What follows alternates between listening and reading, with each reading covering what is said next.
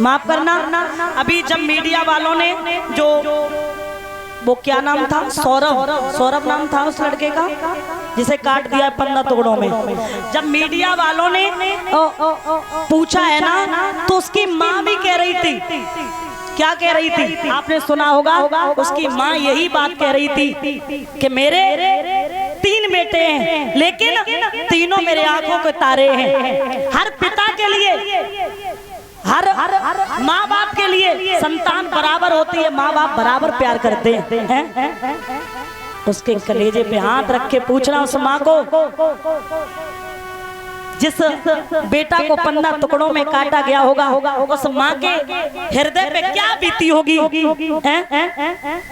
क्या दुख पड़ा होगा उस माँ के ऊपर। तो मेरे प्यारे, इसीलिए मैं कहती हूँ कि जो आप कहीं भी चले जान वो सुकून नहीं मिलेगा जो माँ बाप के छड़ों में मिलता है। तो जीवन में बहनें भाई सब कुछ करना, लेकिन अपने माँ बाप को कभी भी दुख मत देना। अगर माँ बाप को दुखी रखोगे तो जीवन में सुखी नहीं रहोगे। प्यारे श्रोता बंधु, कर्ण ने कहा मैया, कर्ण ने कहा मैं बेटा हूँ तुम्हारा, क्या मांगना चाहती हो मांग लो, मैं देने के लिए तैयार है। मैया क्या मांगना चाहती हो? तो उसी समय कहा तेरे पास जो परशुराम के दिए हुए 5 बाण हैं वो बाण मुझे दे दे। कर्ण ने विचार किया, सोचा,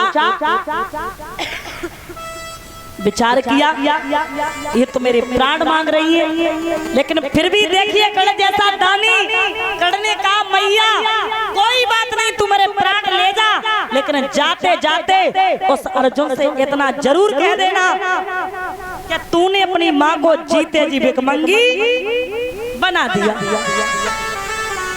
जीते जी भिखमंगी बना दिया। मेरे प्यारे श्रोता बंधु,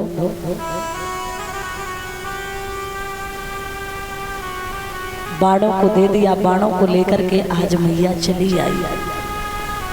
और जिस समय बाणों को लेकर के चली आई, कर्ण को जब तक दिखाई देती रही तब तक कर्ण देखता रहा, और जैसे ही दिखाई देना बंद हुई तो कर्ण जमीन पे गिर गया। हाय माँ, इधर युद्ध का नजारा ही कुछ और है। कर्ण बाण छोड़ते हैं तो अर्जुन का रथ 2.5 कदम पीछे होता है, और जब अर्जुन बाण छोड़ते हैं तो कर्ण का रथ 7 कदम पीछे हट जाता है। उस युद्ध भूमि के मैदान में कर्ण के रथ के पहिया जमीन में दसकने लगे, कर्ण अंतिम सांसें भरने लगे।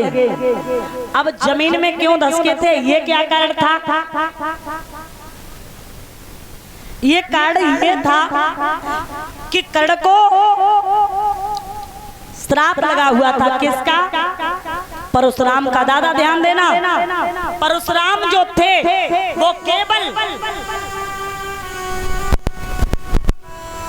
ब्राह्मणों को विद्या सिखाते थे, लेकिन कर्ण को यही पता नहीं था कि मैं किस वंश का हूँ।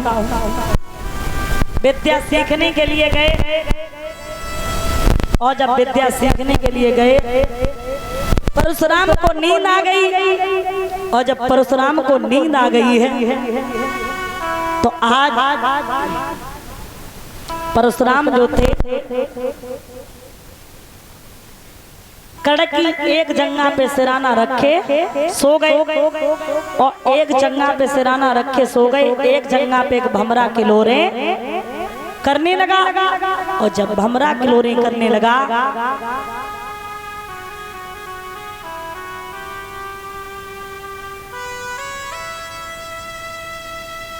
रक्त बहने लगा। कर्ण सोच रहे जंगा हिला रहे तो गुरु का अपमान है, और नहीं हिला रहे तो भमरा जंगा काटने दे रहा है। क्या करें? तो उसी समय ध्यान देना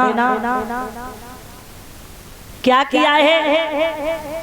जैसे ही परशुराम जगे और जैसे ही जगे हैं रक्त बहते हुए देखा, तो उसी समय रक्त जब बहते हुए देखा तो कहा कि तू ब्राह्मण नहीं, तू तो कोई क्षत्रिय है। कौन है? तू कोई क्षत्रिय। इतनी सहनशीलता केवल एक क्षत्रिय में ही हो सकती है। तूने मेरे साथ धोखा किया तो जा तेरे साथ धोखा होगा। आज वही धोखा होने लगा। रथ के पहिया जमीन में दसकने लगे। जब रथ के पहिया जमीन में दसकने लगे, कर्ण अंतिम सांसें भरने लगे, इधर अर्जुन ने प्रभु से इशारा किया, भगवान कन्हैया बोले अर्जुन रथ आगे बढ़ाओ, बाण छोड़ो। क्रोध आ गया और जैसे ही क्रोध आया कर्ण बोले बात ये हुई थी क्षत्रिय अगर निहंता होगा तो बार नहीं किया जाएगा। और क्या हुआ? अरे क्रोध आयो कर्ण वीर को सुन कुंती के छैया, मौका ना है बाड़ा मारन को गम खाए जा तो भैया।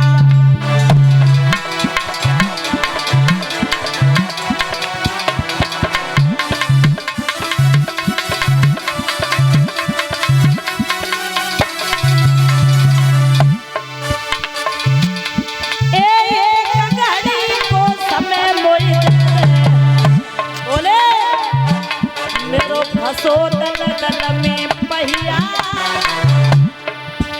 आम डट डट समर करे खेतन में ओ कुंती के छैया।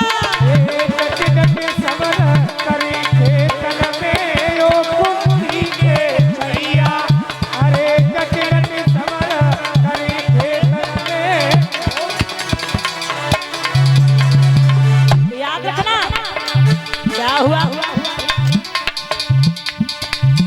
भगवान कन्हैया ने जवाब दिया और कहा और बोले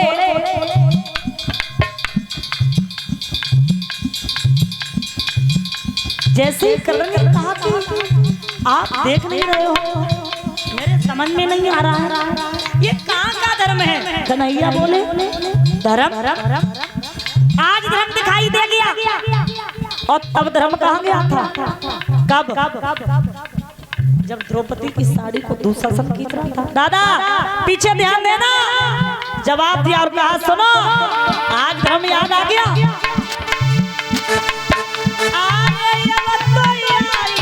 याद धर्म की कब तेरो समय जो आई, जे याद पहले आई जाती तो होती काहे लड़ाई।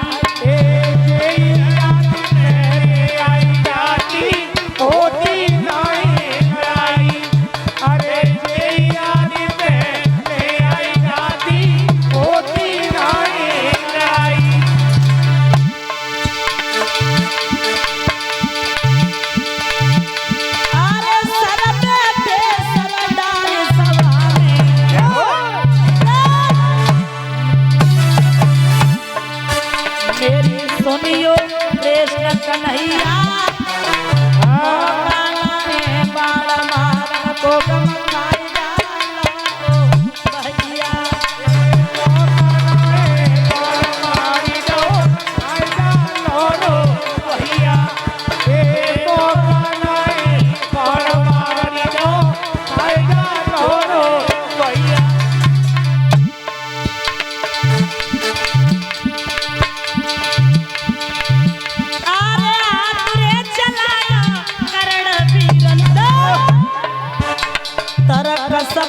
फिर मेरे भैया